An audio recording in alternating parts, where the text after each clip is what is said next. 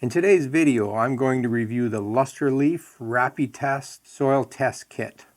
I'll show you the kit, I'll show you how to use it, and then I'll compare the results to the results I got from a professional soil testing laboratory. The test will measure nitrogen, phosphorus, potassium, and pH. But I'm going to review the pH test in a separate video. So today I'm going to focus on the NPK values. The Rapitest includes little chambers for carrying out the reactions and lots of chemicals for doing 40 different tests. The kit costs about $20 US, which is 50 cents per soil test. That's a pretty good price. A soil test done by a professional lab will cost you anywhere from $10 to $40 depending on where you live. So the real advantage of this test is convenience and price. Everything in this test is color-coded. The orange chamber is for potassium, and in it you use the orange tablets. That way you can't make a mistake.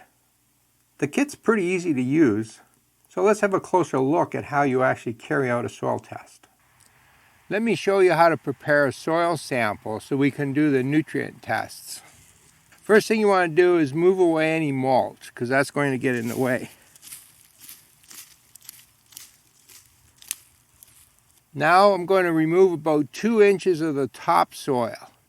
We don't want to measure that. We want to measure where the roots are. So let's get rid of the top 2 inches and then we'll use the soil below that. All right, get yourself a container and just get a shovel full of soil.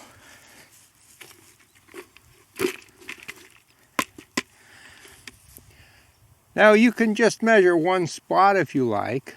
But it's a good idea to take a couple different spots and then mix them together. So I'll get another 3 shovelfuls of soil, put them in the pail here. Then I'll mix it up really well. Take out any stones that you see or any pieces of plant material, get rid of those. Once it's all mixed well, then we can use this to prepare our soil sample. Now I'll show you how to do that next. In order to use this test, you have to extract the nutrients from the soil by using some water. To get started, use your fingers to crumble the soil and remove any stones and organic matter. Then mix the soil really well.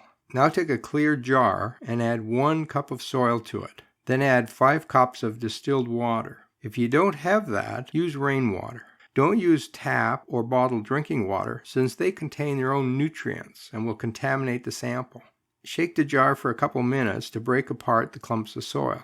Then let it sit so the soil settles. For sandy soil, this could take an hour, but for soils that contain clay, it can take much longer. It's best to just let it sit for 24 hours. If after 24 hours you still have a very cloudy solution, try adding a few crystals of sodium chloride, table salt, and this should help the clay settle to the bottom. In the kit, you have a number of colored capsules, and you'll need 1 of each color to do the tests. You also have your 3 chambers, you have an eyedropper to help you move liquids, and you've got your soil sample.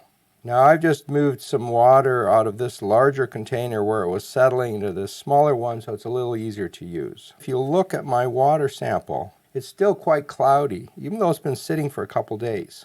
There's a fair amount of clay suspended in that water. And that's a problem when you're trying to do a chemical reaction that's color-based. How do you see the right color when you're starting out with a brown liquid instead of a clear liquid? Well, the Rapitest containers are actually kind of nice that way. What they have is they have 2 chambers.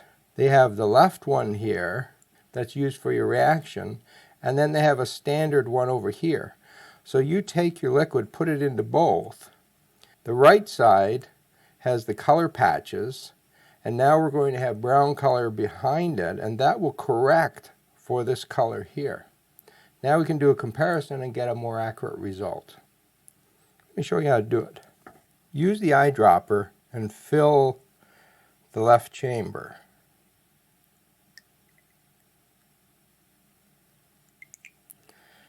Now you'll notice a line right here at the top, and we want to get the water right up to that line.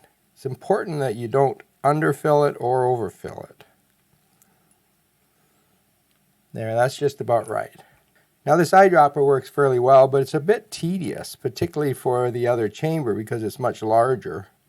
So I'm just going to pour it in here.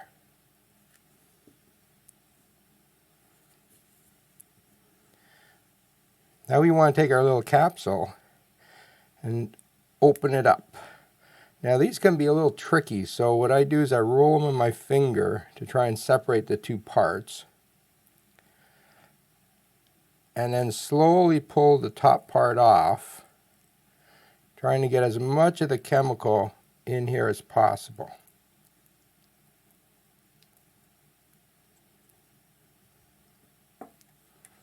Now cap it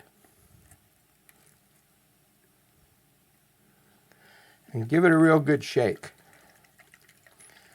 You want to shake this for about a minute.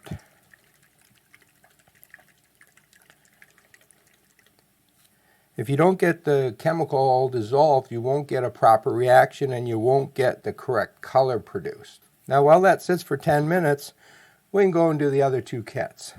Once you're ready to check the colors, hold the chambers up against the window on a bright day. Compare the color of the soil sample to the color patches on the right. The one that matches closest is the value of your sample.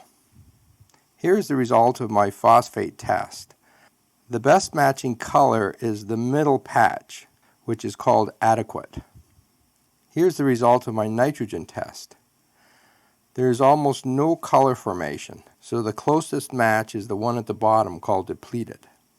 This is my potassium test, and again, there's very little color produced, and the closest match is the depleted one. Now let's have a look at the results. The Rapitest and the lab test use different words to describe the level of nutrients, so I've simplified things and will use the terms low, medium, and high. The first thing you will notice is that the lab test does not have a value for nitrogen. This is quite common. Nitrogen levels can change very quickly, so they don't measure it in a standard soil test. You can get a test done for total nitrogen, but it will cost extra. Measuring nitrogen is an advantage of the home test kits, but they do have a limitation. The test only measures nitrate and not ammonium, nitrite, or even organic nitrogen. Plants can use both nitrate and ammonium, and it is important to measure both. The second thing you might notice is that the Rapitest only gives you a range for the nutrient level. The lab test gives you actual concentration numbers in parts per million. You can see that the Rapitest and the lab test agree on the phosphorus result, but they don't agree on the potassium result. If you follow the Rapitest result for adding fertilizer to your garden, you would be adding more potassium. The lab test shows that your soil already has lots of potassium and it doesn't need any more. I'm quite confident that the lab results are correct. They use much better equipment and are regulated for accuracy. They use an ICP instrument to measure potassium, which is very accurate. Their results also mirror the ones I got in 2016. The Rapitest soil kit is very easy to use and inexpensive. It also gives you nitrogen levels that you wouldn't get from a normal lab test. It is also much more convenient to use since you don't have to send a sample away to the lab and wait for the results. If you're going to use a home test kit for soil nutrients, I think the Rapitest is the best choice. The ability of the chambers to account for the color of the soil solution is a big advantage over other competitive products. I think this type of kit is great for checking your soil to get an approximate understanding of nutrient levels, but I would be careful using them to determine your fertilizer needs, since this should be based on actual numeric parts per million values. I have several other soil testing videos, and you can see the full list by clicking on the playlist in the top right-hand corner. If you are interested in learning more about increasing the health of your soil, click on the link to my new book, Soil Science for Gardeners. I hope you have a great day in the garden.